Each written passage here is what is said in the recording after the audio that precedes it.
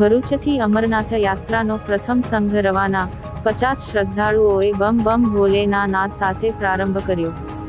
ભરૂચના વેજલપુર બંબાખાના વિસ્તારમાંથી સોમવારે રાત્રે પવિત્ર અમરનાથ યાત્રા માટે શ્રદ્ધાળુઓનો પ્રથમ સંઘ વિદાય થયો હતો। જય અંબે ગ્રુપ દ્વારા આયોજિત આ યાત્રાના 16માં વર્ષે 50 શ્રદ્ધાળુઓનો પ્રથમ જથ્થો બસ દ્વારા અમરનાથ અને માતા વૈષ્ણોદેવીના દર્શનાર્થે રવાના થયો હતો। યાત્રિકોએ બમ બમ ભોલે ના ગગનભેદી નાદ સાથે હર્ષોલ્લાસમાં પ્રયાણ કર્યું હતું।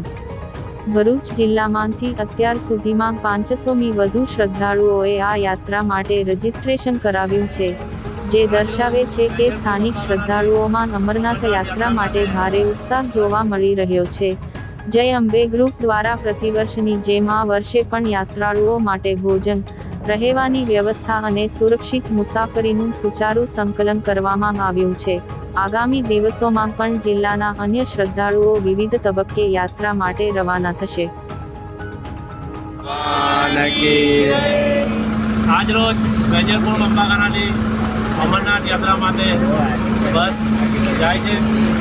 અમારા વેજલપુર બંબાખાના ભરૂચથી દર વર્ષે 15 વર્ષથી લગભગ બસ અમરનાથ યાત્રા જાય છે અને આ વર્ષે પણ અમારી યાત્રા રેગ્યુલર